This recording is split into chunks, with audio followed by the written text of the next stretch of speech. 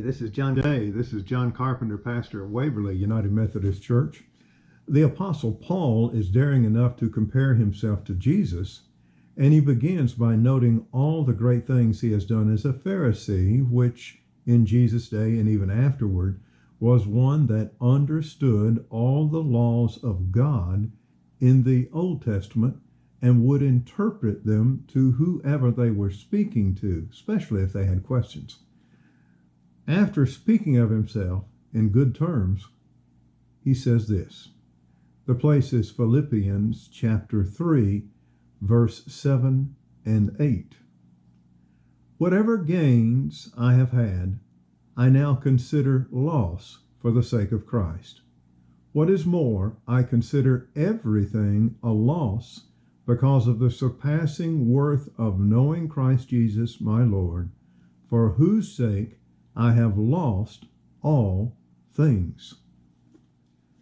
What Paul does here is definitely a self-evaluation, remembering how important he was, yes, in interpreting the law of God, but how now, because of his relationship with Christ, what was more important was just that. You see, he had what I call personal development.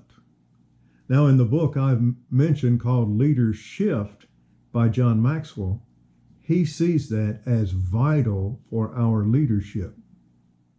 To tell a bit of my story, the leadership that I have had have been developed all my life. For example, when I was young, at 4 years old, I began with music, had piano lessons, and homework. And the music and the homework helped create my self-disciplines. Also, when it came to the public school, of course, all the way to high school and further, I had encouragement to make high grades.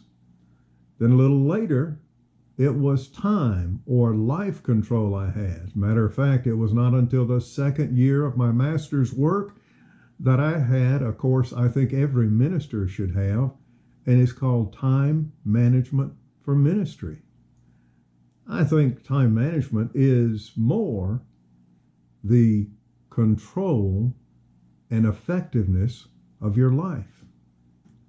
After that, it was a strength-based life, based on my talents. Developing strength-based teams followed naturally after my self-strength analysis and becoming stronger. For example, here at Waverly United Methodist Church, the staff early on became a strength evaluation of their own particular strengths. We used a book by Don Clifton entitled Strengths Finder from Gallup, and we evaluated our strengths, and I've encouraged the staff every week to use their strengths. Matter of fact, I will ask them, what one particular personal strength have you used this week, and how have you used it? And in your own evaluation of yourself, how have you seen it?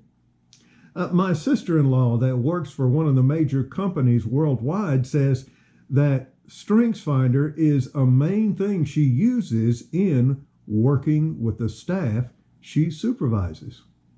Or, of course, some of you know I use Ken and L. Callahan's book called 12 Keys to an Effective Church, where he encourages churches to analyze 12 of the strengths they have. 6 of them people strengths, like worship, small groups, leadership. 6 of them are functional strengths, like your building, your location, parking. But first is people strengths. Well, we used this a few weeks ago here at Waverly Church, as I said. So my belief is, in the best improvement, focus on your strengths. But also realize change is not easy. Peter Senge, in his book, The Fifth Discipline, states, the cure of an organization or a person is worse than the problem. You ever considered that? How difficult change is? But change is a grand part of life. And with a virus that we have spreading across our country, change is called for. Adopt a teachable spirit. That's most important for personal development. In Maxwell's book, The Invaluable Law of Growth, he asks this basic question: do you know the difference between what you want and what you're good at? More important is, what are you good at? And how can you use that to help those around you? What personal development is called for from Christ and called for within our own heart? Look at that today. What you're good at. This is John Carpenter, pastor of Waverly United Methodist Church. As always, I'm seeking to become your trusted leader. Thank you.